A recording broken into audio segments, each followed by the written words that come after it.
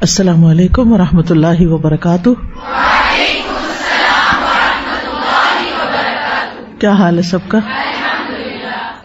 نحمدہ ونصلی علی رسولہ الکریم، اما بعد فاعوذ باللہ من الشیطان الرجیم، بسم اللہ الرحمن الرحیم۔ رب اشرح لی صدری ویسر لی امری واحلل عقدۃ من لسانی یفقہوا قولی۔ الحمد للہ البر الرؤوف الرحیم، احمد سبحانہ علی نعمہ و احسانہ العمیم، لا الہ الا اللہ وحدہ لا شریک لہ، هو الاول والآخر والظاہر والباطن وہو بکل شیء علیم۔ تمام قسم کی حمد اللہ کے لیے ہے جو احسان کرنے والا، بہت نرمی کرنے والا اور نہایت رحم کرنے والا ہے۔ میں اللہ سبحانہ و تعالی کی حمد کرتی ہوں اس کی نعمتوں پر اور اس کے ان احسانات پر جو تمام مخلوق کو عام ہیں۔ اللہ کے سوا کوئی معبود برحق نہیں، وہ اکیلا ہے، اس کا کوئی شریک نہیں، وہی اول ہے، وہی آخر ہے، وہی ظاہر ہے، وہی باطن ہے، اور وہ ہر چیز کو خوب جاننے والا ہے۔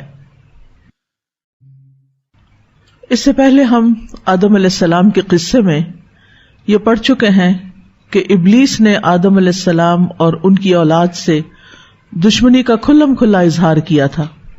اس کے مذموم ارادے کیا تھے؟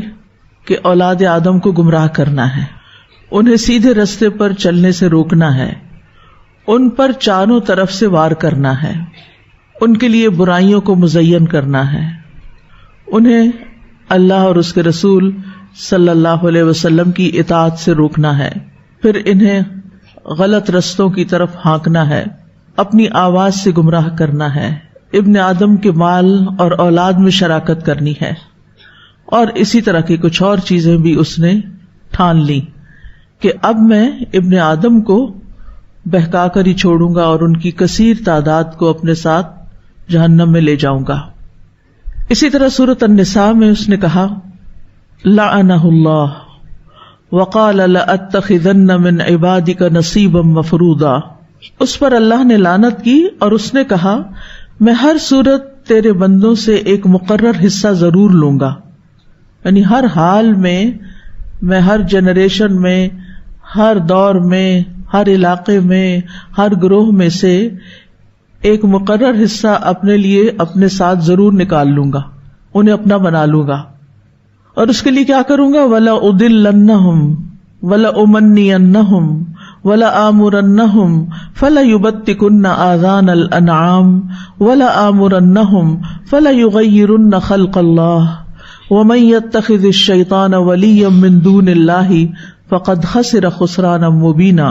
اور یقیناً میں انہیں ضرور گمراہ کروں گا، اور یقیناً میں انہیں ضرور آرزوئیں دلاؤں گا، اور یقیناً میں انہیں ضرور حکم دوں گا، اور وہ ضرور چوپاؤں کے کان کاٹیں گے، اور میں انہیں ضرور حکم دوں گا تو ضرور وہ اللہ کی پیدا کی ہوئی صورت کو بدل ڈالیں گے، اور جو کوئی شیطان کو اللہ کے سوا دوست بنائے تو یقیناً اس نے خسارہ اٹھایا، نقصان اٹھایا، واضح نقصان۔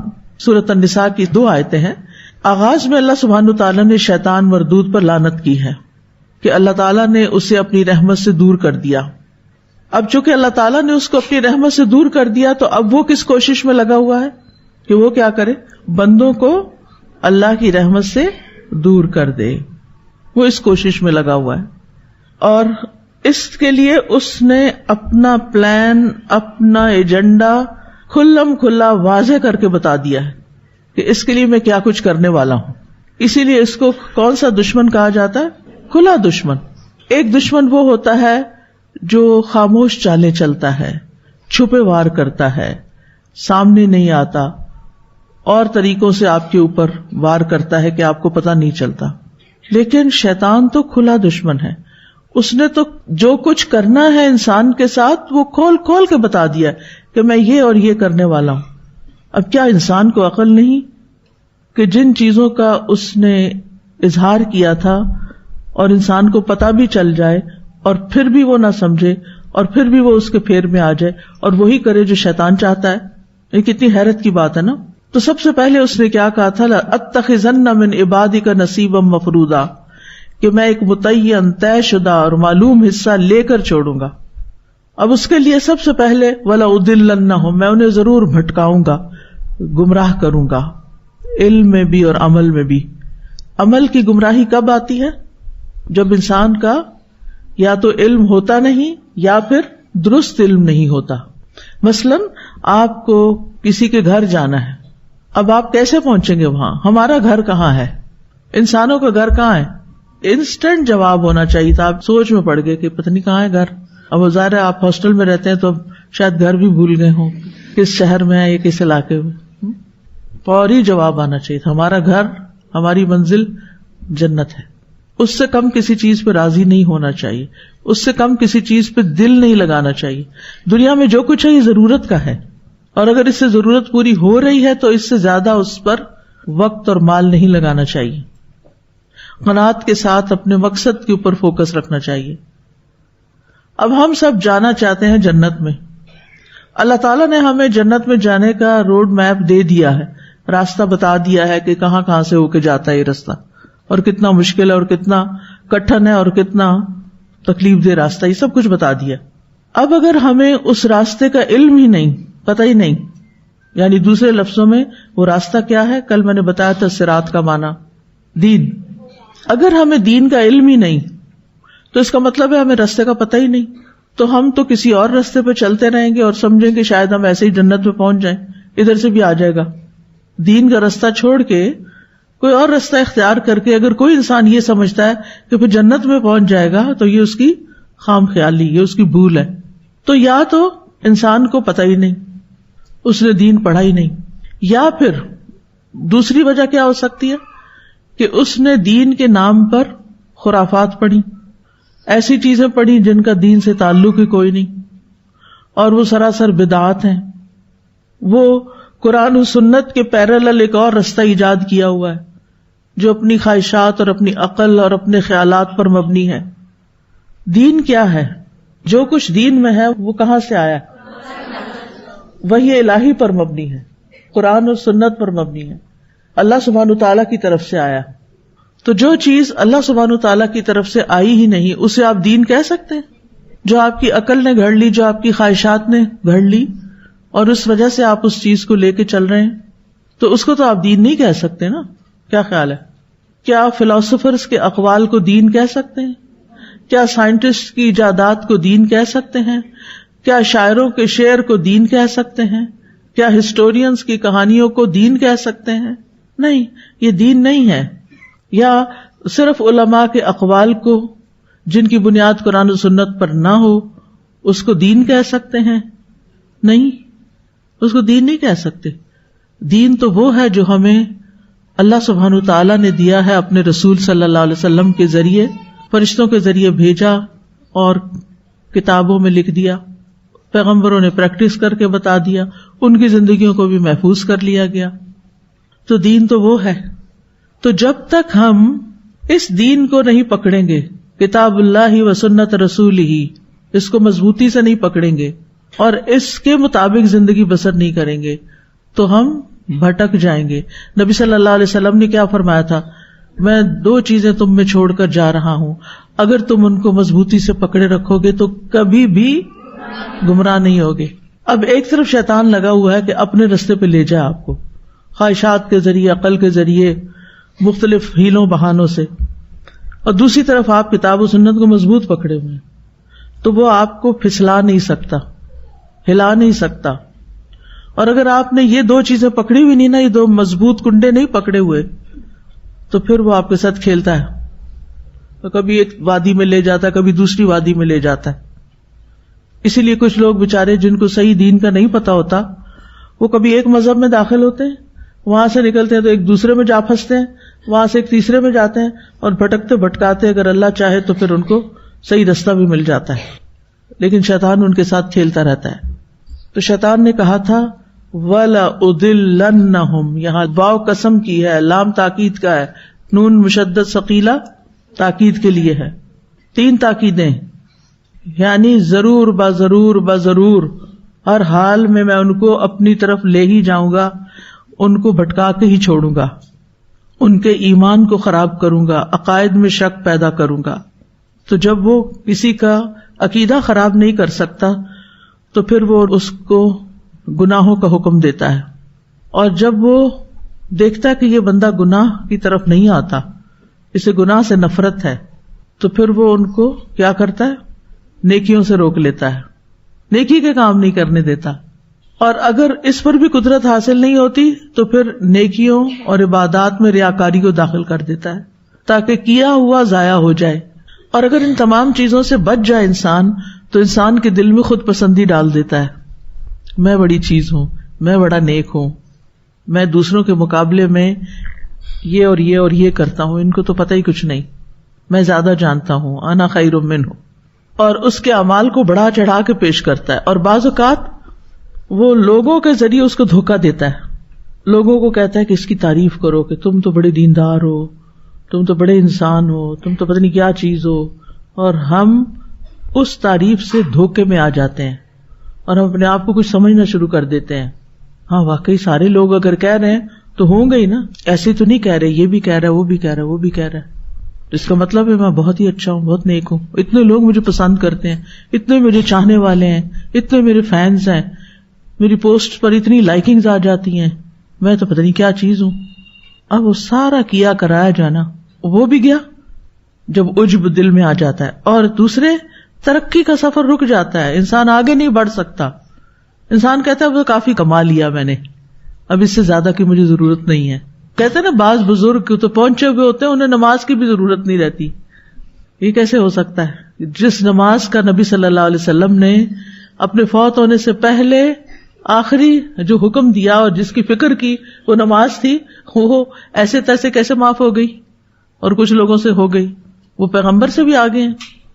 تو شیطان جو ہے وہ اس طریقے سے انسان کو بھٹکاتا ہے، اور پھر جب انسان خود کو پسند کرنے لگتا ہے نا، بہت اپنے آپ کو بڑا نیک سمجھنے لگتا ہے، پھر اسے کسی اور کی تعریف اچھی نہیں لگتی، پھر وہ حسد میں مبتلا ہو جاتا ہے۔ جب وہ دیکھتا ہے کہ کوئی اور اس سے آگے نکلنے لگا یا لوگ کسی اور کی تعریف کرتے ہیں تو اس کے دل میں حسد پیدا ہو جاتا ہے، پھر اس کو غصہ آنے لگتا ہے، حتیٰ کہ انسان پھر اپنی زبان سے کوئی نہ کوئی تبصرہ کر دیتا ہے، کوئی نہ کوئی بات نکال دیتا ہے، اور اس طرح زبان سے نکلی ہوئی ایک بات انسان کی سارے کیے کرائے پہ پانی پھیرنے کے لیے کافی ہے۔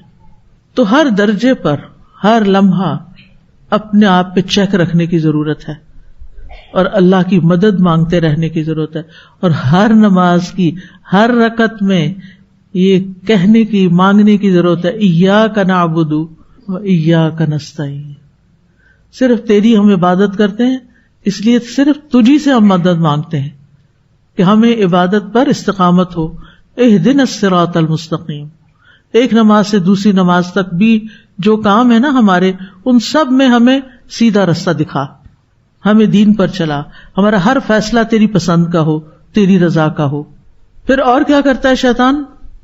وَلَا أُضِلَّنَّهُمْ وَلَا أُمَنِّيَنَّهُمْ، اور میں ضرور ان کو آرزویں دلاؤں گا، یعنی دنیا کے بارے میں ان کی آرزوؤں کو طویل کر دوں گا۔ آرزو کیا ہوتا ہے؟ خواہشات، امیدیں، تاکہ وہ دنیا کو آخرت پر ترجیح دیں۔ تو وَلَا أُمَنِّيَنَّهُمْ، اسی طرح باطل خواہشات کو ان کے لیے سجا دوں گا۔ یعنی خواہشات دو طرح کی ہوتی ہیں، یہ پہلے یاد رکھیے۔ کچھ خواہشات اچھی ہوتی ہیں، انہی خواہشات کی بنا پر ہم نیک اعمال بھی کرتے ہیں۔ مثلاً آپ میں سے کسی کی خواہش ہے عمرہ کرنے کی؟ سب کی ہے نا، چاہے 100 دفعہ بھی کیا ہو پھر بھی یہ خواہش ختم نہیں ہوتی، تو کیا یہ خواہش بری ہے؟ نہیں، کوئی خواہش بری نہیں ہے۔ کس کی خواہش ہے حافظ بن جاؤں؟ سب کی خواہش ہے، خواہش تو ہے الحمدللہ، لیکن صرف خواہش سے بن سکتے؟ خواہش اچھی ہے نا، نیت تو ہے نا، ارادہ تو ہے، دل تو چاہتا ہے نا، تو اچھی خواہش ہے۔ اسی طرح کچھ اور نیکیوں کی بھی ہم سب کے اندر کسی نہ کسی درجے میں کم یا زیادہ خواہش ہوتی ہے۔ یہ خواہشات بری نہیں ہیں، یہ خواہشات بہت اچھی ہیں، یہ خواہشات آغاز ہیں کسی نیک کام کے کرنے کا، کہ آپ نے اس طرف رخ کر لیا، آپ سڑک پہ پاؤں رکھ لیا، چاہے قدم قدم چلیں، کبھی تو پہنچیں گے۔ آپ کو پتا کہ فقہ القلوب صرف ہفتے میں ایک بار ہوتی ہے اور ہم الحمدللہ تقریباً 1400 سے زیادہ صفحات پڑھ چکے ہیں، حالانکہ کتاب عربی کی ہے. تو قدم قدم چلتے چلتے اگر 1400 صفحات پڑھ سکے تو مصحف کے تو تقریباً 600 کے قریب صفحات ہوتے ہیں، تو وہ بھی ہو سکتا ہے ایک دن. تو خواہشات سب بری نہیں ہیں. اب کسی کی یہ خواہش کہ اللہ مجھے اولاد دے، کوئی بری خواہش ہے؟ حضرت زکریا علیہ السلام نے خواہش کی تھی، حضرت ابراہیم علیہ السلام نے بڑھاپے تک دعا کی. چلو وہ تو دینی باتیں تھی نا، عمرہ حج وغیرہ، اور یہ تو دنیا کی بھی جو نعمتیں ہیں، حلال جائز نعمتیں ہیں، ایک حد تک ان کی خواہش کرنا بھی کوئی بری بات نہیں کہ اللہ مجھے اپنا گھر دے دے تاکہ میں روز روز کے کرایوں سے اور تبدیلیوں سے بچ جاؤں. کوئی بری بات ہے؟ نہیں، انسان اپنی عزت بچاتا ہے. اسی طرح اور بھی کچھ اچھی چیزوں کی خواہش ہو سکتی ہے، تو کوئی برا نہیں. تو پھر کون سی خواہشات ٹھیک نہیں؟ خواہشات کی طوالت، طویل خواہشات، نہ ختم ہونے والی خواہشات. مثلا ایک چیز کی خواہش تھی، آپ کو مل گئی، بھائی اب قناعت کرو، نہیں ایک اور ہونی چاہیے. ابن آدم کو ایک وادی سونے کی مل جائے تو وہ کیا چاہتا ہے؟ اب یہ خواہش بری ہے. ایک مل گئی ہے وہی کافی ہے، سونا تو کافی مہنگا ہو چکا ہے، ساری زندگی گزار لوگے. یعنی ہمیں پتا ہوتا ہے کہ ہمارے پاس اتنا ہے کہ ہم کمفرٹیبلی زندگی گزار سکتے ہیں. کچھ لوگ ہوتے ہیں ریٹائرمنٹ کے بعد پھر دوبارہ جاب شروع کر دیتے ہیں. ہاں اگر ان کی ضرورت ہے پھر تو انہیں کرنی ہے، گھر چلانا ہے بھائی. لیکن بعضوں کا ضرورت نہیں ہوتی، صرف زیادہ کی خواہش ہوتی ہے. الہاکم التکاثر، کیا چیز غفلت میں ڈالتی ہے؟ کثرت کی خواہش. کثرت کی خواہش غفلت میں ڈالتی. اب یہ چیز، یہ خواہش جو آپ کو اپنے فرائض سے غافل کر رہی ہے، یہ خواہش جو آپ کو اپنے فرائض سے غافل کر رہی ہے، یہ خواہش جو آپ کو اپنے رب سے دور کر رہی ہے، یہ خواہش جو آپ کو جنت سے دور کر رہی ہے، یہ جنت کے بلند درجات سے دور کر رہی ہے، اس خواہش سے دور رہنا ہے. ٹھیک ہے؟ وہ ایسی خواہشات ڈالتا ہے جس سے انسان غافل ہو جائے. کس سے غافل ہو جائے؟ اپنے مقصد سے غافل ہو جائے، جنت سے غافل ہو جائے، اللہ کی رضا کے کاموں سے غافل ہو جائے. پھر ایک اور چیز ہے، اور وہ جھوٹی آرزویں. جھوٹی آرزویں امنی انہم میں یہاں خاص طور پر جھوٹی آرزویں. جھوٹی آرزو کیا ہوتی ہے؟ شیطان پہلے انسان کو اعلیٰ سے ادنا کی طرف لے جاتا ہے. اعلیٰ کاموں میں انسان کو بہت کچھ قربان کرنا پڑتا ہے نا. سابقون والے اگر آپ نے کام کرنے، بہت سی چیزیں قربان کرنی پڑیں گی. تو وہ پہلے کہتا ہے کہ اتنا مت تھکو، اتنے کی ضرورت نہیں ہے، بخشش تو اس چیز سے بھی ہو جائے گی. 5 وقت کی نمازیں پڑھ لی، قرآن پڑھ لیا، اپنے گھر میں بیٹھی ہو، عزت آبرو سے اپنے بچوں کو پالو، کافی ہے. ٹھیک وہی اگر مجھے اللہ نے علم دیا، میں اگر 1-8 گھنٹہ نکال کے کسی کی خدمت کر لوں تو نہیں، اس کی ضرورت نہیں ہے. عورت کے لیے بہتر مقام یہی ہے کہ بس اپنے آپ کو دیکھے. اور وہ جو اپنے آپ کو دیکھنے لگتی تو پھر اپنے آپ کو سجانے، بنانے، کھلانے، پکانے اور ان چیزوں میں اتنی محو ہو جاتی ہے کہ پھر دین اس کے لیے سیکنڈری چیز ہو جاتا ہے. پھر ایمان کمزور ہونے لگتا ہے، پھر آہستہ آہستہ فرائض چھوٹنے لگتے. پہلے نوافل چھوٹتے ہیں، پھر فرائض چھوٹنے لگتے ہیں. پھر کہتے کوئی نہیں، اللہ غفور الرحیم ہے، معاف کر دے گا. پھر اسی طرح پھر جہاں نیکیاں ہوتی تھیں وہاں گناہ ہونے لگتے ہیں. جو زبان اللہ کے ذکر سے تر رہتی تھی، جو زبان تلاوت قرآن سے تر رہتی تھی، اب وہ کس سے تر رہنے لگی؟ تان و تشنیع سے، بچوں کو ڈانٹ ڈپٹ سے.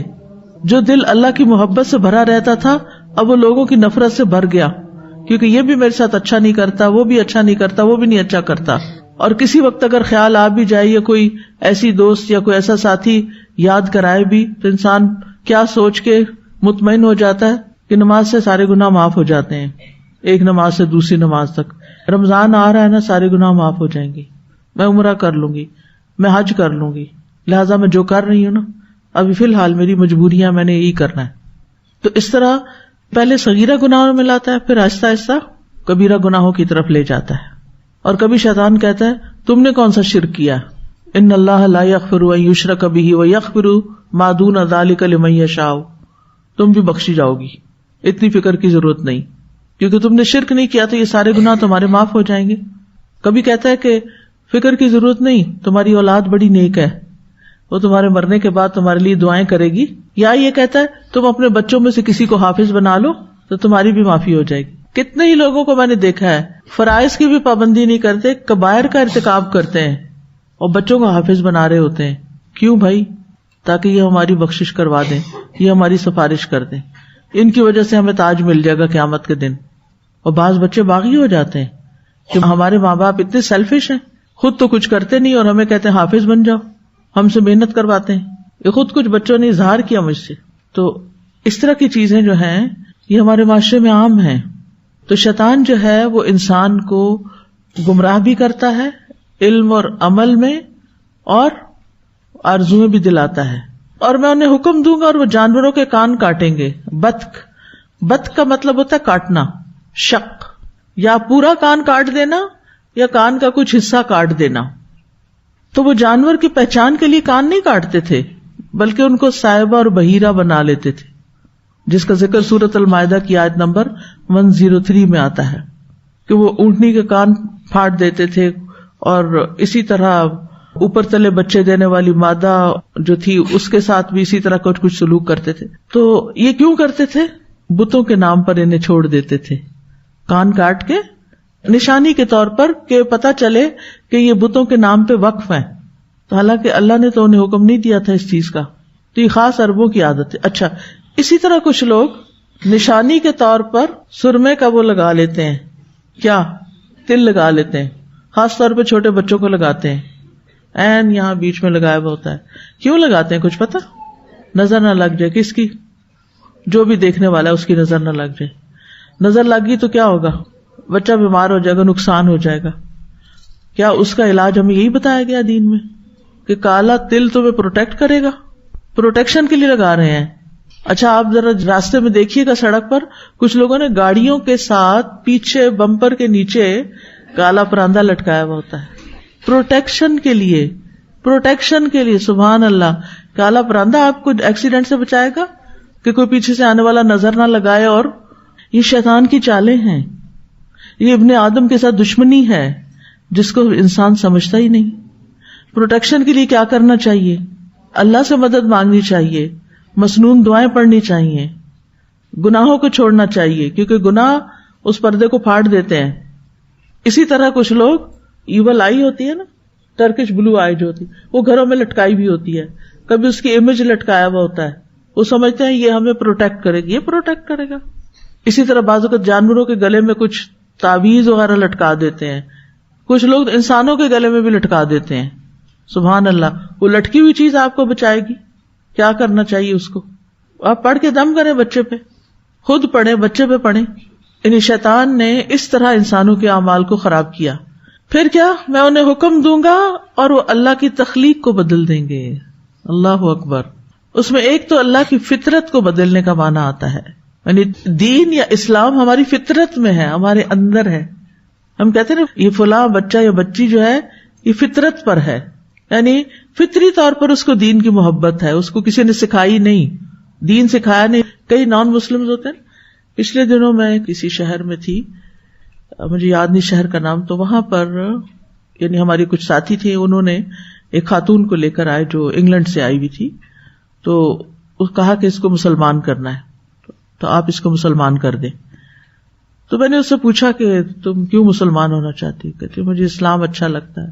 کیسے اچھا لگتا ہے؟ ظاہر ہے کہ یو کے میں بہت سے مسلمانوں کا نان مسلمس کے ساتھ انٹریکشن ہوتا ہے، تو کچھ لوگ تو پرواہ ہی نہیں کرتے، ان کو بتاؤ بھی تو وہ نہیں سنتے، لیکن کچھ لوگ خود انٹرسٹ لیتے ہیں کہ مسلمان کیا کرتے ہیں، ان کے عقائد کیا ہیں. اور ویسے بھی اس خاتون کا مزاج اتنا مختلف تھا، میں حیران ہو گئی یہ کہاں سے آئی ہے. یعنی ایک فطری حیا نہیں ہوتی، ایک اتنی عجیب فطری سی حیا تھی اس کے اندر، اور بات کرتے ہوئے بھی جیسے بندہ شرماتا ہے. اور تو بہرحال دل سے تو پہلے ہی وہ مسلمان تھی، تو اس کو ایک آفیشلی یا ایک رسمی طور پر مسلمان کر دیا گیا. تو اسی طرح کچھ لوگ جو ہیں وہ فطرت پر ہوتے ہیں، ان کو جو ہی کوئی اچھی بات پتہ چلتی ہے وہ اس کو لے لیتے ہیں، ریزسٹ نہیں کرتے، وہ کہتے ہیں اللہ تعالیٰ کا حکم.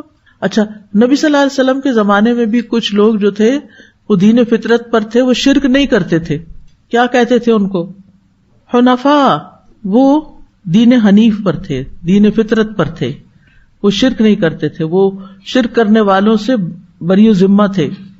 تو ہر معاشرے کے اندر کچھ لوگ ایسے ہوتے ہیں کہ جو اس کے ساتھ نہیں چلتے بلکہ فطرت پر ہوتے ہیں، وہ برائیوں کو برا سمجھتے ہیں، فطرت کے نور کی روشنی میں، کیونکہ اللہ نے ہر بندے کو مسلمان پیدا کیا ہے، پھر اس کے ماں باپ اس کو یہودی عیسائی اور کچھ بنا دیتے ہیں. تو ہمیں کیا کہا گیا؟ فَأَقِمْ وَجْهَكَ لِلدِّينِ حَنِيفًا فِطْرَةَ اللَّهِ الَّتِي فَطَرَ النَّاسَ عَلَيْهَا. یہ دین حنیف اسلام کیا ہے؟ یہ اللہ کی فطرت ہے جس کے مطابق اس نے سب کو پیدا کیا ہے. لا تبدیل لخلق اللہ، اللہ کی تخلیق کو، اللہ کی پیدائش کو بدلنا جائز نہیں. ذالک الدین القیم، یہی سیدھا دین ہے. ولکن اکثر الناس لا یعلمون، لیکن اکثر لوگ علم نہیں رکھتے. اب اس فطرت میں تبدیلی کیسے کرتے ہیں؟ غلط عقائد سکھا کر. ٹھیک ہے نا، بچوں کو غلط عقائد بتا کے سکھا کے اس فطری دین کے اندر گڑبڑ کر دیتے ہیں، ان کو کچھ اور بنا دیتے ہیں. شیطان نے کہا تھا میں یہ کروں گا، یعنی ان کے عقائد بگاڑ دوں گا، تو ان کی خلق یعنی جو اصل میں یہ ہے وہ نہیں رہیں گے، خلق بدل جائے گی، ان کی اندر سے مزاج ہی بدل جائیں گے، ہر چیز کو الٹا ہی دیکھیں گے. پھر خلق بدلنے میں یہ بھی آتا ہے کہ اللہ نے جس کو جس کام کے لیے پیدا کیا ہے اس کی بجائے میں اور کاموں میں لگا دوں گا. یعنی فطری طور پر اللہ نے جس کو جس کام کے لیے پیدا کیا گیا ہے اس کی بجائے کسی اور کام لگا دوں. مثلا آج کل ایک موومنٹ ہے کہ مردوں کو بھی بچے پیدا کرنے چاہیے. پتہ نہیں آپ نے سنا ہے کہ نہیں؟ اچھا چلے، اچھی بات ہے، شکر کرے نہیں سنی ایسی باتیں، کوئی فائدہ نہیں. اب بھئی وہ کیوں؟ اللہ نے تو انہیں کسی اور کام کے لیے پیدا کیا. آپ کہتے ہیں کہ ہم ایکویلٹی کے لیے نا، کہ ہم اگر بچے پیدا کرتی ہیں تو ان کو بھی کرنے چاہیے تاکہ ان کو پتہ چلے. اب یہ خلق میں تبدیلی کہ وہ ان کے جسم آپریٹ کر کے، یعنی وہ سب کچھ کر کے کہ جس سے وہ اس قابل ہو سکے کہ بچہ پیدا کریں. اچھا، عورت کا جسم اللہ نے مرد سے مختلف کیوں بنایا؟ عورت کے اندر اووری کیوں رکھی؟ عورت کے اندر اس کی بریسٹ میں ابھار کیوں رکھا؟ اس کے جسم کی شیپ کو مرد سے مختلف کیوں بنایا؟ یہ جسم کس لیے بنا تھا؟ اس سے کیا کام لیا جائے؟ یعنی عورت کا سینہ صرف نمائش کے لیے ہے یا کسی اور کام کے لیے بھی ہے؟ ذرا بات تو بڑی آکورڈ سی لگ رہی ہے، لیکن بات کو واضح کرنے کے لیے بہت ضروری ہے کہ اس ٹاپک پہ بات کی جائے. جی، بریسٹ فیڈنگ، بچے کو دودھ پلانے کے لیے. اللہ نے آپ کو صرف نمائش کے لیے نہیں دیا، نمائش تو اس کی ویسے بھی منع ہے. کیا حکم ہے قرآن میں؟ کیا کرو؟ خاص طور پر سر کا ذکر نہیں، بالوں کا ذکر نہیں. وہ تو آٹومیٹیکلی ظاہر ہے کہ خمار کا لفظ آتا ہے تو وہ آ جائے گا سر پہ، لیکن خاص طور پر حکم دیا گیا کہ وَلْيَضْرِبْنَ بِخُمُرِهِنَّ عَلَى جُيُوبِهِنَّ. ایسے نہیں، ہاف نہیں، کیونکہ کچھ لوگ کیا کرتے ہیں، آدھا چھپا لیتے ہیں، آدھا رحمان کی بات اور آدھی شیطان کی بات. میں نہیں کہتی کہ جان بوجھ کے کرتے، لیکن خیال ہی نہیں. کون بھلوا دیتا ہے؟ جیوب جمع کا لفظ ہے، ٹھیک ہے نا، گریبانوں. پھر اسی طرح یا اسکارف لیں گے تو ایک پلہ ادھر ایک ادھر اور سینہ ننگا، جس کو خاص طور پر ڈھانکنے کا حکم. وہ کہتے ہیں ہم نے کپڑے پہنے ہوئے نا، ہم نے شرٹ پہنی ہوئی ہے، کیا فرق پڑتا ہے؟ نہیں بھائی، اللہ تعالیٰ نے خمار کا لفظ استعمال کیا ہے. وَلْيَضْرِبْنَ، اس کو خمار کہتے ہیں. سر کے دوپٹے کو خمار کہتے ہیں کہ سر کا دوپٹہ ایسے اوڑھو جو اتنا بڑا ہو، ایٹ لیسٹ کہ وہ اسکارف اتنا بڑا ہو کہ جو سینہ ڈھانکے. سینے کو ڈھکنا ہی چاہیے. ہم سارا کچھ پہن لیتے ہیں. بعض لوگوں کو میں نے دیکھا گلوز بھی پہنے ہوئے ہیں، جرابیں پہنی، سب کچھ پہنا ہوا ہے، اور اتنا سا وہ نقاب لگا کے سینہ پھر ننگا. وہ یہ کیا کر رہے ہیں آپ؟ دوپٹہ یا حجاب یا اسکارف یا برقع یا جو مرضی نام دیں، ہر کلچر میں الگ الگ سٹائل ہیں، لیکن ایک کامن حکم سارے مسلمان عورتوں کے لیے، اور وہ یہی ہے. اس سے مطلب کیا ہے کہ ٹھیک ہے یہ عورت کا خوبصورت ترین حصہ ہے، اس کے ساتھ وہ عورت نظر آتی ہے، یعنی عورت نظر آتی ہے، لیکن یہ نہ عورتوں کو دکھانے کے لیے نہ مردوں کو دکھانے کے لیے. عورتوں کو دکھانے کا یہ مطلب نہیں کہ عورت کے سامنے دوپٹہ نہیں اتار سکتے. مراد یہ ہے کہ عورتوں کے سامنے بھی باحیا لباس ہی ہونا چاہیے، ایسا نہ پہنے کہ جس سے بہت شیپ نظر آتی ہو، یعنی دکھاوا نہ ہو. خیر، تو شیطان نے کیا کیا؟ خلق بدل دی. خلق بدل دی کیا؟ عورت کے دل میں ایسے خیال، ایسے وسوسے ڈالے کہ ضروری نہیں کہ تمہیں بچے پیدا کرنے ہیں، تم اور بھی کام کر سکتی ہو. بالکل کر سکتی، کرنا چاہیے. اللہ نے صرف جسم کے وہ اعضاء ہی نہیں دیے، اللہ نے عقل بھی دی ہے، اللہ نے دل بھی دیا ہے. عورت اور مرد دونوں کو علم حاصل کرنا ہے. والمؤمنون والمؤمنات بعضهم اولیاء بعض یامرون بالمعروف ینہون عن المنکر. مومن مرد اور مومن عورتیں یہ کیا کرتے ہیں؟ ایک دوسرے کے مددگار ہیں اور نیکی کا حکم دیتے ہیں. یعنی تبلیغ کا کام بھی کرنا ہے، عورت کو بھی کرنا ہے، مرد کو بھی کرنا ہے. ہمارے سامنے بہترین مثالیں، حضرت عائشہ کی مثال ہے. تاریخ بھری پڑی ایسی خواتین سے جنہوں نے علم میں بہت ترقی کی، لیکن ایسی تاریخ بھی کم نہیں کہ جن ماؤں نے امام شافعی، امام مالک، امام بخاری اور دیگر بہت سے اسکالرز پیدا کیے. وہ خود سمجھدار تھی، پڑھی لکھی تھی، دین جانتی تھی، اسی لیے انہوں نے اپنے بچوں کو اس راستے پہ لگایا نا.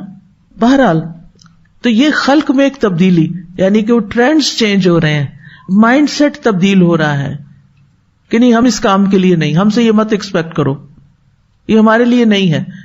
نہیں بھائی، اللہ نے آپ کو اس شکل میں پیدا اس لیے کیا ہے. ہاں بیماری ہے، مجبوری ہے، کئی چیزیں ہو سکتی ہیں، وہ الگ چیز ہے، لیکن یہ سوچ لینا کہ یہ ایک کوئی گھٹیا کام ہے یا ایک غیر ضروری کام ہے اور یہ ہونا نہیں چاہیے، ہم اس لیے نہیں ہیں، ٹھیک ہے نا. یہ سوچنا کہ ہم اس کے لیے نہیں ہیں، یہ خلق میں تبدیلی ہے، سوچ میں تبدیلی ہے. پھر اسی طرح اور تبدیلی جس میں جسم کے کچھ حصوں کو صرف خوبصورتی کے لیے تبدیل کرا لینا. مجھے اپنا ناک کی شیپ نہیں پسند، لہذا کیا کروں؟ کاسمیٹک سرجری کے ذریعے کیا کر لو. یعنی کچھ لوگوں کو اونچا ناک نہیں پسند، ہڈی کٹا کے چائنیز ناک بنوا رہے ہوتے ہیں، پھر وہ نہیں پسند آتا تو پھر یعنی سرجریز پہ سرجریز کرواتے ہیں. اللہ نے آپ کو ایک خاص جگہ پیدا کیا، کسی خاص وجہ سے آپ کے جسم کے مطابق ایسا ناک دیا کہ جس سے آپ کے جسم کو جو آکسیجن چاہیے تھی وہ صحیح پہنچتی رہے، لیکن آپ کو اب پسند ہی نہیں اللہ نے جو بنا دیا آپ کو. یعنی اس پر بھی راضی ہونا کتنی بڑی بات ہے کہ یہ اللہ نے بنایا نا، اس رنگ میں، اس شکل میں اللہ نے مجھے یا اس کو پیدا کیا، اور اس پر بھی خوش ہونا کہ اچھا اللہ کی یہ پلاننگ تھی کہ یہ شخص ایسا ہو. اس سفر کے دوران بعض اوقات بہت چھوٹے چھوٹے مننے لوگ دیکھے جو عقل کے اعتبار سے بہت، لیکن قد کے اعتبار سے بہت چھوٹے تھے، تو میں دیکھ کے میں مسکرا پڑتی تھی. میں کہتی تھی اللہ نے بنائے ہیں، اللہ نے ان کو بنایا ہے، اللہ نے ان کو ایسا بنایا ہے، یہ اللہ کی تخلیق ہے. یخلق ما یشاء، یخلق ما یشاء، جو چاہتا ہے پیدا کرتا ہے. تو کتنا پیار آتا ہے اللہ پر. اسی طرح اسپیشل بچوں کو دیکھ کر اللہ کی تخلیق ہے، اللہ نے ایسے بنایا ہے. اب اگر ہم فزیکلی اپنے اندر، ایک تو یہ ہے کہ آپ کے جسم کا کوئی حصہ ٹیڑھا ہے، آپ اس کو سیدھا کر رہے ہیں، دانت بہت ٹیڑھے سے ہو گئے ہیں، چبائے نہیں جا رہے، کوئی بات نہیں، آپ بریسز لگوا لیں، ٹھیک کر لیں. اوپر نیچے ہو گئے ہیں، مشکل ہو رہی بولنے میں، پڑھنے میں، کئی چیزیں ہوتی، کوئی حرج نہیں. لیکن اچھی بھلی شکل کو بدلوانا، اچھی بھلی جسم کے اندر تبدیلیاں کروانا، یا اس کا نیکسٹ لیول جنس تبدیل کرنا. اللہ نے آپ کو عورت پیدا کیا، آپ اس پہ راضی نہیں، آپ کیا چاہتے ہیں کہ آپ بن جائیں؟ مرد بن جائیں. ذہنی طور پر تو ویسے ہی لوگوں نے آپ کو مرد بنا ہی دیا ہے. بہت سی عورتیں ذہنی طور پر عورت نہیں ہوتی، وہاں بھی چینج آ چکا ہوتا ہے، وہ مرد ہوتی ہیں کیونکہ ان کو مردوں جیسے کام کرنے ہیں. تو یہ جو تبدیلی ہے نا کہ اپنے آپ کو ایکسپٹ نہ کرنا، جو اللہ نے ہمیں بنایا وہ نہ بننا، یہ بھی درست نہیں. لیکن پھر فزیکلی مزید اپنے آپ کو تبدیل کر لینا، یہ تو اس سے بھی بڑا جرم ہو جاتا ہے. پھر رسول اللہ صلی اللہ علیہ وسلم نے عورتوں میں سے مردوں کے ساتھ مشابہت کرنے والی اور مردوں میں سے عورتوں کے ساتھ مشابہت کرنے والے مردوں پر لعنت کی ہے. یعنی جو مرد ہیں مرد لیکن بہیو کیسے کرتے ہیں؟ As if they are women, عورتوں کی طرح. تو اللہ تعالیٰ نے لعنت کی. اسی طرح کچھ عورتیں عورت ہوتی ہیں، کپڑوں کے سٹائل ایسے رکھتی ہیں جیسے وہ مردوں جیسے کپڑے پہنتی ہیں، مردوں جیسی چال چلتی، مردوں جیسی حرکتیں کرنے لگتی ہیں. تو یہ چیزیں جو ہے نا یہ مشابہت میں آتی ہیں. اگر مشابہت منع ہے تو مکمل تبدیلی کتنی منع ہوگی. رسول اللہ صلی اللہ علیہ وسلم نے فرمایا 3 قسم کے لوگ کبھی بھی جنت میں داخل نہیں ہوں گے. نمبر 1 دیوس، دیوس وہ مرد ہوتا ہے جو اپنی بیوی کو فحش کام کرتے ہوئے دیکھتا ہے اور پھر اس کو منع نہیں کرتا. مثلاً اگر ایک مرد کو پتا ہے کہ اس کی بیوی کے کسی غیر مرد کے ساتھ تعلقات ہیں، دوستی ہے، محبت ہے، جو بھی آپ اس کو نام لیں، اور وہ دیکھتا ہے اور وہ جانتا ہے اور وہ اس کو منع ہی نہیں کرتا کہ کہیں یہ ناراض نہ ہو جائے. یعنی کہ باپ کی ذمہ داری ہوتی ہے، شوہر کی ذمہ داری ہوتی ہے کہ وہ اپنی بیٹی یا بیوی جو بھی ہے اس کے مطابق اس کو گائیڈ کرے اور اس کو سمجھائے. لیکن اگر وہ نہیں سمجھاتا تو وہ دیوس ہے، یعنی بے غیرت جس کو کہتے ہیں. ہماری زبان میں کیا کہتے ہیں؟ بے غیرت. نمبر 2 وہ عورتیں جو مردوں سے مشابہت کرنے والی ہیں. نمبر 3 ہمیشہ شراب پینے والا، یعنی شراب پیتے پیتے ہی مر گیا، توبہ ہی نہیں کی. صحابہ نے کہا اللہ کے رسول ہمیشہ کے شرابی کو تو ہم جانتے ہیں، مگر دیوس کا کیا مطلب ہے؟ آپ نے فرمایا وہ شخص جو اس کی پرواہ نہیں کرتا کہ اس کے گھر والوں کے پاس کون آ جا رہا ہے. ہم نے کہا فمر رجلۃ من النساء، عورتوں میں سے مرد کون ہے؟ فرمایا وہ جو مردوں سے مشابہت کرتی. رجلا یعنی رجل کی طرح کی عورت. حدیث کے الفاظ ہیں قلنا فمر رجلا من النساء، ہم نے پوچھا اللہ کے رسول صلی اللہ علیہ وسلم عورتوں میں سے رجلا کون ہے؟ رجل کس کو کہتے ہیں؟ رجلتن مردوں جیسی عورت. قال التی تشبہ بالرجال، فرمایا وہ عورت جو مردوں کی مشابہت کرتی ہے. تو سنجیدگی یا مزاح میں بھی یہ مشابہت نہیں کرنی چاہیے. اور آخر میں کیا فرمایا کہ جو شیطان کو دوست بنا لے گا وہ کیا کرے گا؟ نقصان اٹھائے گا. کہاں؟ دنیا میں بھی اور آخرت میں بھی. شیطان نے یہ ساری باتیں کہی تھی جو میں 2-3 دن سے مسلسل آپ کو بتا رہی ہوں کہ شیطان نے کیا کہا تھا کہ میں کیسے کیسے انسان کو گمراہ کروں گا. جب شیطان نے یہ دعوے کیے تو اللہ سبحانہ وتعالیٰ نے کیا فرمایا؟ سورۃ الحجر میں آتا ہے قال رب بما اغویتنی لأزینن لهم فی الارض ولأغوینہم اجمعین الا عبادک منہم المخلصین قال هذا صراط علی مستقیم ان عبادی لیس لک علیہم سلطان الا من اتبعک من الغاوین. اس نے کہا اے میرے رب چونکہ تو نے مجھے گمراہ کیا میں ضرور ہی ان کے لیے زمین میں مزین کروں گا اور ہر صورت میں ان سب کو گمراہ کروں گا مگر ان میں سے جو تیرے خالص کیے ہوئے بندے ہیں. الا عبادک منہم المخلصین. قال ھذا صراط علی مستقیم، فرمایا یہ راستہ ہے جو مجھ تک سیدھا ہے، یعنی دین کا راستہ. ان عبادی لیس لک علیہم سلطان، بے شک میرے بندے تیرا ان پر کوئی غلبہ نہیں. الا من اتبعک من الغاوین، مگر گمراہوں میں سے جو تیرے پیچھے چلے وہ تیرے بندے، وہ شیطان کے بندے بن گئے. اور جو اللہ کے بندے ہیں وہ شیطان کی بات نہیں مانتے، وہ شیطان کی چالوں سے بچ کے رہتے ہیں، وہ شیطان کے ٹرکس کو سمجھتے ہیں. مضبوط مومن، قوی مومن شیطان پہ بڑا بھاری ہوتا ہے. وہب بن منبہ کہتے ہیں شیطان کے لیے سمجھدار مومن کی تدبیر سے زیادہ پہاڑ کو چٹان چٹان کر کے اور پتھر پتھر کر کے ختم کرنا زیادہ آسان ہے. یعنی شیطان کے سامنے مومن کی جو تدبیر ہوتی ہے وہ اتنی مضبوط ہوتی ہے کہ شیطان کے لیے یہ آسان ہے کہ پورا پہاڑ توڑے اس کے ٹکڑے ٹکڑے کر دے، وہ کرنا اس کے لیے آسان ہے. لیکن مومن کی جو تدبیر ہے، تدبیر کیا کہ اس کی جو پلاننگ ہے کہ کس طرح میں نے شیطان سے بچنا ہے اور کس طرح میں نے اس کے پھندے سے باہر نکلنا ہے. کیونکہ شیطان کیا کرتا ہے؟ جال ڈالتا ہے نا، وسوسے ڈالتا ہے، وسوسے اس کا جال ہے. ہم دعا نہیں پڑھتے صبح؟ پڑھتے ہیں آپ لوگ؟ کون سی والی بھلا؟ من الشیطان وشرکہ، مجھے شیطان اور اس کے شرک. شرک کیا ہے؟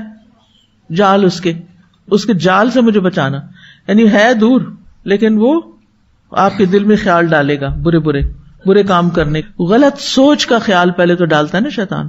کچھ لوگوں میں ڈالتا ہے، وہ پورے تھنک ٹینک ہوتے ہیں، پھر وہ ایسی پلاننگ کرتے ہیں کہ وہ عوام الناس میں وہ ساری باتیں منتقل کر دیتے ہیں، چاہے وہ سلیبس کے ذریعے، چاہے وہ سٹوری بکس کے ذریعے، چاہے وہ بچوں کے ریڈرز کے ذریعے، کسی بھی طرح وہ پھر ایکسیپٹیبل ہو جاتا ہے. یعنی بالکل ایک غلط خیال ایکسیپٹیبل ہو جاتا ہے سوسائٹی میں، اس کو برا ہی نہیں سمجھا جاتا. تو یہ شیطان نے جال ڈالا اور سب کو کیچ کر. لیکن مسلمان جو ہوتا ہے، مومن جو ہوتا ہے، اس کی ایسی بصیرت ہوتی ہے، وہ اللہ کے دین کو اس طرح گہرائی سے سمجھتا ہے کہ اس کو شیطان کی چالیں سمجھ آ جاتی ہے، تو روشن ہو جاتا ہے. وہ قرآن پڑھتا جاتا ہے اور اس کی روشنی بڑھتی جاتی ہے. اچھا یہ سب کیا کر رہا ہوں میں، یہ سوسائٹی کدھر جا رہی ہے، میرا گھر تو جنت ہے، مجھے تو وہاں جانا ہے، مجھے ادھر ادھر نہیں جانا.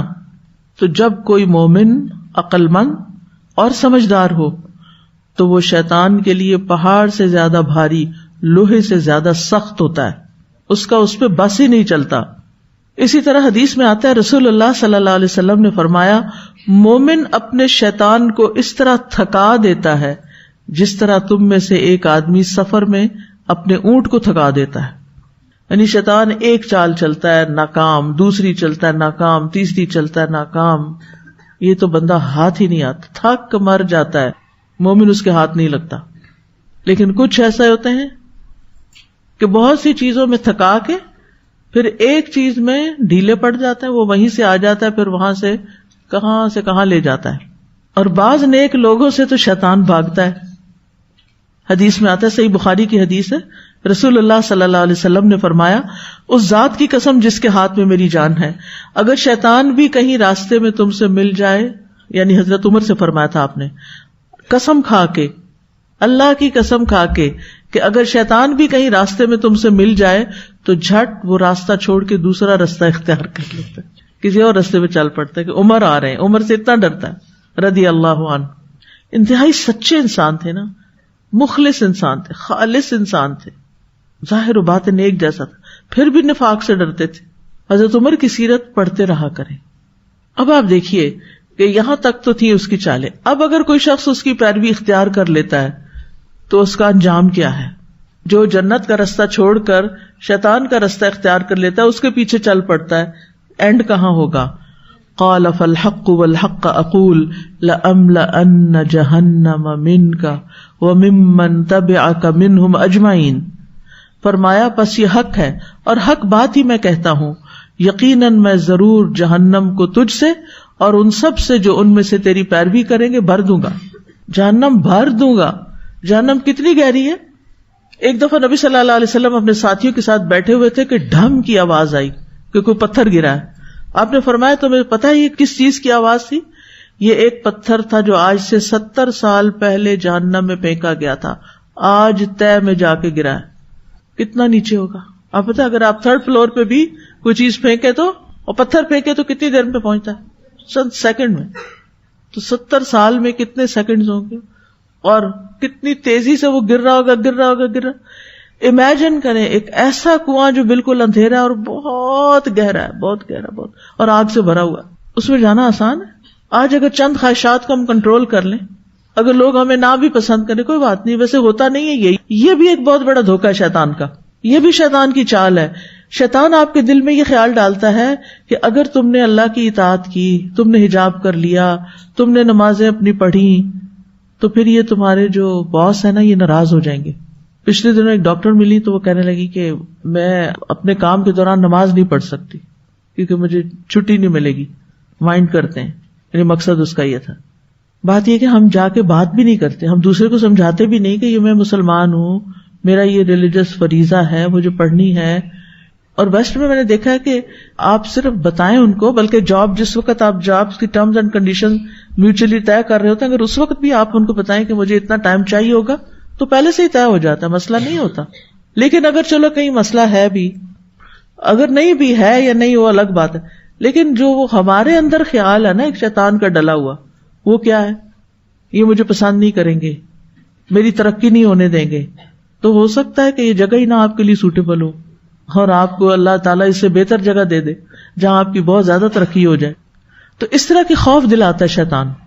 وَيَعِدُكُمُ الْفَقْرَ، فقر کا، محتاجی کا، غربت کا خوف دلاتا ہے. لہٰذا یہاں نماز نہ پڑھنا، یہاں حجاب نہ کرنا، اس طرح کی چیزیں. اچھا تو پھر انسان کیا کرتا ہے؟ کمزور پڑ جاتا ہے. اور جب نماز ہی چلے گی تو باقی کیا رہے گا؟ سارا دین ہی ڈھہ گیا. جس کی نماز گئی اس کی تو دین کی چھاتی گر گئی نیچے، باقی کچھ نہیں بچا. آپ جتنا مرضی اس کو اپریشیٹ کرتے رہے، بیسک پلر ہی گیا جس پر دین کھڑا تھا. اب دنیا میں اگر واقعی جینوئنلی آپ کو نہیں پتا باہر دنیا میں کیا ہو رہا ہے، لوگ واقعی نکال دیتے ہیں جاب سے، چلو نکال دیا جاب سے، کیا جاب سے نکالنے کی تکلیف اتنی ہی ہے جتنی جہنم میں جانے کی ہے؟ کون سی تکلیف بڑی ہے؟ تو عقل مند انسان کیا فیصلہ کرتا ہے؟ مجھے جہنم میں نہیں جانا، کوئی بات نہیں، میرا رازق اللہ، مجھے اللہ کہیں اور سے رزق دے دے گا، مگر میں نے اللہ کے حکم پر کمپرومائز نہیں کرنا، میں نے اپنا فرض نہیں چھوڑنا۔ ایک نماز چھوڑنے کا نقصان پتہ ہے آپ کو؟ جان بوجھ کے ایک نماز چھوڑنے کا، بغیر کسی عذر، مجبوری، سفر، بیماری کے۔ عصر کی ایک نماز چھوڑنے کا، کیونکہ صلاۃ الوسطیٰ، جس کا گھر اور گھر والے سب برباد ہو گئے۔ ایک اور آیت میں فرمایا قال اخرج منها مذءوما مدحورا، فرمایا نکل جا اس سے مذمت کیا ہوا، رحمت سے دور کیا ہوا۔ لمن تبعک منہم لأملأن جہنم منکم اجمعین، جو کوئی ان میں سے تیری پیروی کرے گا تو میں ضرور تم سب سے جہنم کو بھر دوں گا، بھر دوں گا۔ وہ جو اتنا گہری کھائی ہے نا، وہ ٹھس ٹھس کے بھر جائے گی۔ یوم نقول لجہنم هل امتلأت وتقول هل من مزید، جس دن ہم جہنم سے پوچھیں گے کیا تو بھر گئی، یعنی اتنے ڈالے جائیں گے، اتنے ڈالے جائیں گے، اتنے ڈالے جائیں گے۔ وہ کہے گی هل من مزید، اور ہیں، اور ہیں۔ پھر اللہ تعالیٰ اپنا قدم اس پہ رکھیں گے تو وہ چپ کرے گی۔ ہمیں نا اپنا انجام یاد نہیں رہتا، ہم ڈرتے نہیں ہیں، ہم اللہ سے نہیں ڈرتے، ہم برے انجام سے نہیں ڈرتے، ہم کہتے سو وٹ کوئی بات نہیں، سب ٹھیک ہو جائے گا نا، بعد میں ٹھیک کر لوں گی، ابھی تو کروں جو دل کرتا ہے۔ اب یہاں پر آپ دیکھیں کہ اللہ تعالیٰ نے اس کو جب نکالا وہاں سے، اوپر سے بھیجا، تو کہا مذءوما مدحورا۔ مذءوم کا مطلب ہوتا ہے مذمت کیا ہوا، گھٹیا، قابل نفرت، جس کو نکال دیا گیا، بہت شدید عیب والا۔ اور مدحورا کا معنی ہے اللہ کی رحمت اور ہر بھلائی سے دور۔ تو یہ تھا ابلیس کا معاملہ اس آیت سے جو ہم نے پڑھی، واستکبر وکان من الکافرین۔ تو اس سے پتہ چلتا ہے کہ اللہ تعالیٰ کا حکم ماننا بڑا ہی ضروری ہے۔ ویسے تو غیر اللہ کو سجدہ کرنا کیا ہے؟ شرک، لیکن جب اللہ حکم دے تو کیا ہو گیا؟ اطاعت، اور اس سے انکار کرنا کیا بن گیا؟ کفر۔ ابا واستکبر وکان من الکافرین، کافروں میں سے ہو گیا۔ دوبارہ سنیے اس بات کو، یہ اہم بات ہے جو اس آیت سے پتہ چلتی۔ غیر اللہ کو سجدہ کرنا شرک، اللہ حکم دے کہ غیر اللہ کو سجدہ کرو تو اطاعت، اور اس کا انکار۔ تو اللہ کے حکم پر غیر اللہ کو سجدہ کرنا بھی دراصل اللہ ہی کی عبادت ہے، کیونکہ عبادت کی روح کیا ہے؟ اطاعت۔ پہلے بھی میں بات کر چکی ہوں، کی ورڈز یاد رکھا کرے نا، اس سے باتیں جلدی سمجھ میں آتی ہیں۔ پھر عبادت کی روح کیا ہے؟ اطاعت۔ جدھر مڑنے کا حکم دے دیا جائے ادھر مڑ جاؤ، جو کرنے کو کہا جائے کر لو، جس سے روکا جائے رک جاؤ۔ اچھا، بعض علماء نے اسی آیت سے دلیل پکڑی ہے کہ جو شخص نماز نہ پڑھے وہ کفر اختیار کرتا ہے، وہ کافر ہو جاتا ہے، وہ مسلمان نہیں رہتا۔ اور بعض نے تو اتنی شدت اختیار کی ہے کہ اس کو مسلمانوں کے قبرستان میں بھی دفن نہ کرو۔ وہ کہتے ہیں کہ اگر ابلیس انسان کو سجدہ کرنے کی بنا پر راندہ درگاہ ہوا تو جو شخص رب کو سجدہ نہیں کرتا پھر اس کا حال کیا ہوگا۔ اس لیے اپنے بچے، بہن بھائی، گھر والے، دوست، احباب سب کی نمازوں کی فکر کیا کریں کہ کسی طرح نماز پڑھ لیں۔ کسی کو کہا میں پانی گرم کر دیتی ہوں، کسی کو کہا اچھا تم تھکے ہوئے میں تمہیں دبا دیتی ہوں، اٹھو نماز پڑھ لو، پیار سے، محبت سے، لالچ سے، کچھ بھی، تاکہ انہیں ایک دفعہ عادت پڑ جائے۔ جب ان کو اس میں لذت آنے لگے گی پھر آپ کی ضرورت نہیں رہے گی۔ یہ آپ کی کسی کے ساتھ سب سے بڑی خیر خواہی ہوگی کہ اس کو اللہ کے آگے جھکنے والا بنا دے۔ پھر اس سے یہ بات پتہ چلتی ہے کہ عزت اور شرف اللہ کی اطاعت میں ہے، اور جو اللہ کی اطاعت نہیں کرتا وہ مذءوم مدحور ہے۔ کیا کہا میں نے؟ عزت کس میں انسان کی؟ اللہ کی اطاعت میں۔ یہ ہمارا خوف ہوتا ہے کہ اگر ہم لوگوں کی بات نہیں مانیں گے تو لوگ ہمیں چھوڑ دیں گے، یہ خوف ہوتا ہے۔ دیکھا یہ گیا ہے کہ جو اللہ کا بن جاتا ہے اللہ تعالیٰ اس سے محبت کرتا ہے، اور اللہ تعالیٰ اس کی محبت لوگوں کے دلوں میں بھی ڈال دیتا ہے۔ معاملہ اس کے بالکل برعکس ہے۔ ہاں، آزمائش ضرور آتی ہے، اللہ تعالیٰ ٹیسٹ کر کے دیکھتا ہے کہ کیا اگر اس کو آزمائش آئی ہے تو پھر بھی یہ نیک کام کرتا ہے یا نہیں، میرا حکم مانتا ہے یا بندوں کے پیچھے چل پڑتا ہے۔ تھوڑے دن کے لیے مشکل ہوتی ہے، لیکن اگر انسان جمع رہتا ہے تو پھر بالآخر اللہ کی مدد آتی ہے، آسانی آتی ہے، اللہ کی محبت آتی ہے، آپ کے مخالف ہی آپ کے مداح بن جاتے ہیں۔ جو کل تک آپ کی قدر نہیں کرتے تھے نا، جب آپ اپنے دین پر قائم رہتے ہیں وہی آپ سے محبت کرنے لگتے ہیں۔ یہ چیز جو میں کہہ رہی ہوں نا اس کو زندگی میں آزما کے دیکھیے گا. اصل میں ہم فوری نتیجہ چاہتے ہیں, نہیں اللہ بھی تو دیکھنا چاہتا ہے نا کہ کون ثابت قدم ہے, اور کسی کی آزمائش لمبی بھی ہو سکتی ہے, لیکن بالآخر والعاقبۃ للمتقین. تو اللہ کے ہاں جو چیز عزت اور کامیابی کا سبب بنتی ہے وہ صرف اللہ کی اطاعت ہی ہے. اس کے علاوہ کوئی چیز اللہ کے پاس عزت پانے کا ذریعہ نہیں ہے. اللہ تعالیٰ نہ تمہاری شکلیں دیکھتا ہے نہ تمہارے مال دیکھتا ہے. وہ کیا دیکھتا ہے؟ تمہارے دل دیکھتا ہے, تمہارے اعمال دیکھتا ہے. اگر دل اچھا ہے نا آپ کا اور عمل اچھا ہے تو آپ اللہ کے محبوب ہیں. پھر یہ کہ شیطان نے آدم علیہ السلام سے حسد کیا اور تکبر کیا اور پھر سجدے سے انکار کیا. یعنی اللہ تعالیٰ نے جو حکم دیا تھا سجدے کا وہ آدم کی تکریم تھی نا, اس تکریم پر شیطان نے کیا کیا؟ حسد کیا کہ اس کو کیوں عزت مل گئی.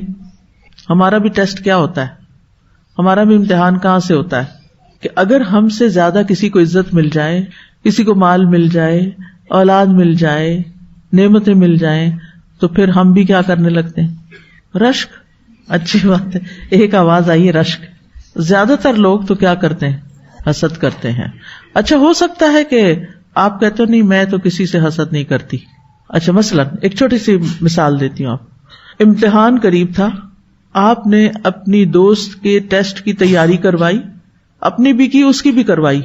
نتیجہ جب آیا تو آپ کی دوست کے نمبر آپ سے زیادہ آ گئے. اس وقت آپ کے دل میں کیا آیا؟ مجھے نہیں جواب دیجیے, اپنے آپ سے پوچھیے آپ کے دل کی کیفیت کیا تھی. اچھا اب چونکہ وہ آپ کی دوست تھی نا, آپ کو اس سے محبت بھی ہے, محبت کے باوجود کیا ہوا؟ جب آپ کو چوٹ لگی تو آپ کو تکلیف پہنچی. اچھا اب آپ کو جو تکلیف پہنچی, آپ نے دو صورتوں میں سے ایک, یا دوست سے اظہار کیا یا نہیں کیا. کیا تو کیا ہوا, اور نہیں کیا تو کیا ہوا. کیا تو دوست گئی, آپ نے اس کو برا فیل کرا نا. اس وقت دوست کو کامیابی ملی تھی, آپ کا کیا کام تھا؟ آپ مبارک دیتے, آپ خوش ہوتے, آپ اس کی خوشی میں شریک ہوتے, آپ اس کی خوشی میں خوش ہوتے. لیکن آپ اوپر سے خوش ہیں, اندر کچھ اور ہے. اور یا تو خوش نہیں ہے, آپ نے اس کو سنا دی دو باتیں, میں نے تو تمہیں تیاری کرائی تھی, یا دوست چلی گئی, یا پھر آپ نے سٹریس لے لیا اور آپ نے اپنے دل میں ہی رکھا, اور جب وہ نظر آئی آپ کو اپنے نمبر یاد آئے. یہ سب گزرتا ہے نا. اب آپ کہتے نہیں ہم نے تو کبھی کسی سے حسد نہیں کیا.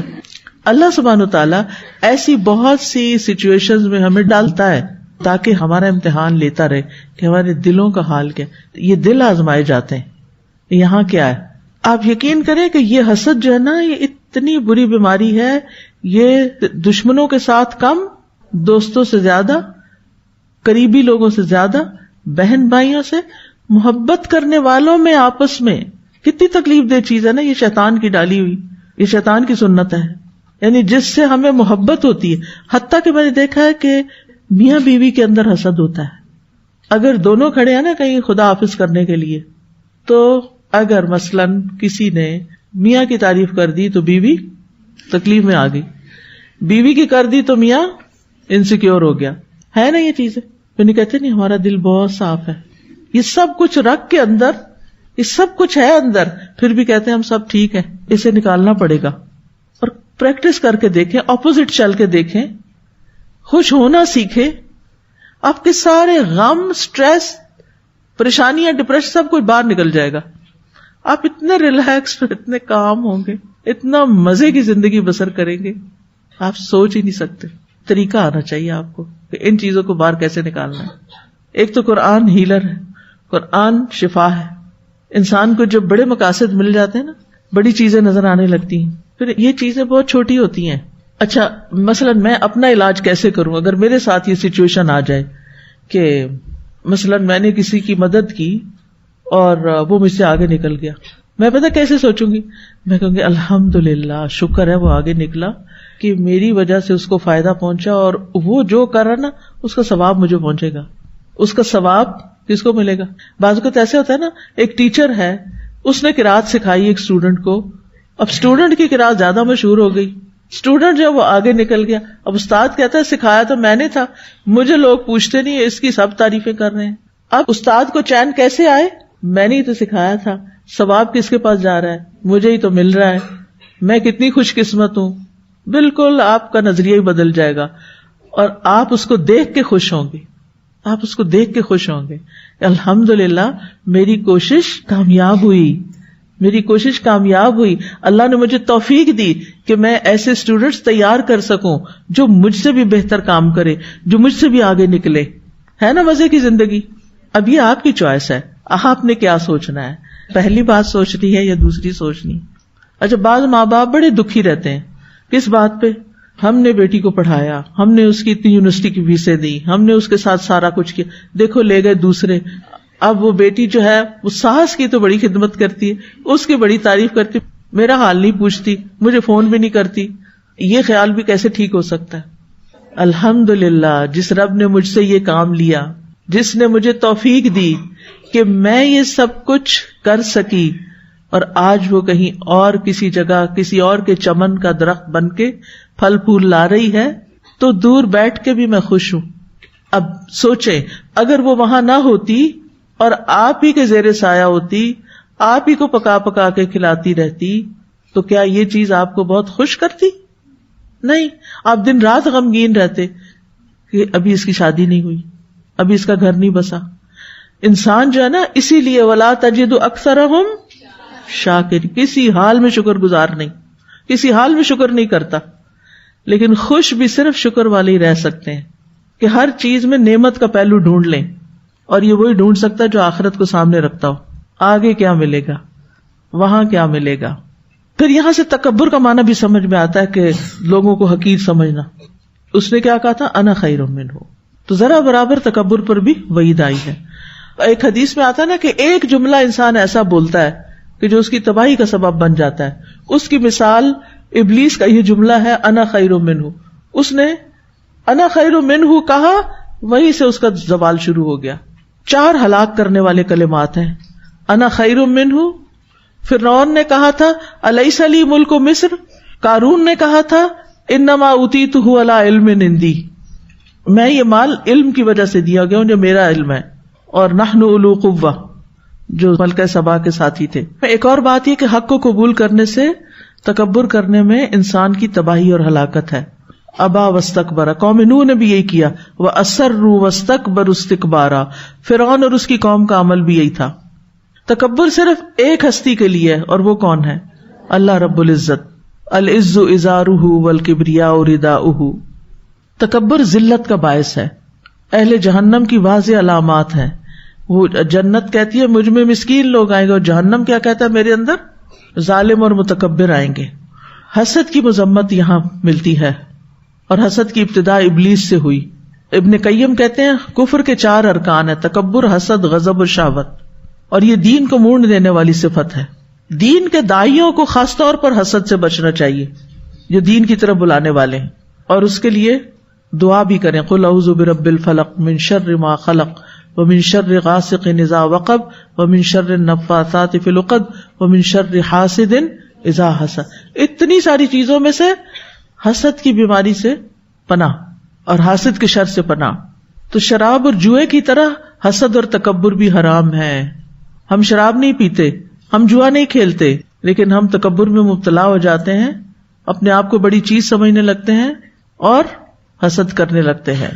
تو آپس کے معاملات میں حسد سے بچنے کی ہر ممکن کوشش کرنی ہے. بعض اوقات دینی اداروں میں بڑا حسد پایا جاتا ہے، دین کا کام کرنے والوں کے اندر حسد پایا جاتا ہے. بنی اسرائیل کے علماء کیا علماء نہیں تھے؟ کچھ نہیں جانتے تھے؟ کتنا کچھ جانتے تھے، بہت کچھ جانتے تھے، لیکن انہوں نے کس سے حسد کیا؟ نبی صلی اللہ علیہ وسلم سے، اور ایمان نہیں لائے. پھر یہ کہ اللہ کے حکم پر اعتراض نہیں کرنا چاہیے، حجتیں نہیں پیش کرنی چاہیے، اللہ کے حکم کو اپنی پسند کے مطابق نہیں ڈھالنا چاہیے. پھر یہ کہ نص کے ہوتے ہوئے اجتہاد کی کوئی گنجائش نہیں ہوتی. اللہ کا حکم آ گیا، اب آپ تعویلیں نہیں پیش کر سکتے. اللہ کے فیصلوں کو خوشی سے تسلیم کرنا چاہیے. ابلیس کی دلیل جو تھی اس کے اپنے خلاف تھی. پھر نافرمانیوں کا انجام بڑا سنگین ہے، جہنم کی آگ سے بچنے کی فکر کرنی چاہیے. حسب نسب پہ فخر نہیں کرنا چاہیے، ابلیس کو بھی اپنے حسب پہ فخر ہوا تھا نا. اور پھر یہ کہ شیطان انسان کا دشمن ہے، انسان شیطان اور فرشتے کے درمیان ہے. ہر وقت دو طاقتوں کے بیچ میں ہے، ایک طرف فرشتہ اور ایک طرف شیطان. ہر موقع پہ فرشتہ اور شیطان دونوں متحرک ہوتے ہیں. فرشتہ انسان کے ضمیر کو جگاتا ہے اور شیطان انسان کی انا کو جگاتا ہے. یہ دو لفظ یاد رکھیے گا، فرشتہ ضمیر کو جگاتا ہے اور شیطان انا کو جگاتا ہے. ابلیس ہمارا دشمن ہے، ہمیں اسے دشمن سمجھنا چاہیے. اور وہ کیا کرتا ہے؟ مختلف چالوں کے ذریعے اٹیک کرتا ہے، لیکن اس کی چالیں ہیں کمزور. مضبوط مومن پر ابلیس کا حملہ کامیاب نہیں ہوتا. تو انشاءاللہ اب ہم آئندہ جو آیت پڑھیں گے اس سے پتہ چلے گا فَأَزَلَّهُمَ الشَّيْطَانُ. تو یہ ازلہ اور ذلہ کیا چیز تھی اور کیسے وہ آدم علیہ السلام کو جنہیں ہر چیز ہی اچھی ملی تھی پھر بھی بہکا کے لے گیا. وآخر دعوانا ان الحمد للہ رب العالمین. سبحانک اللہم وبحمدک اشہد ان لا الہ الا انت استغفرک واتوب الیک. السلام علیکم ورحمۃ اللہ وبرکاتہ.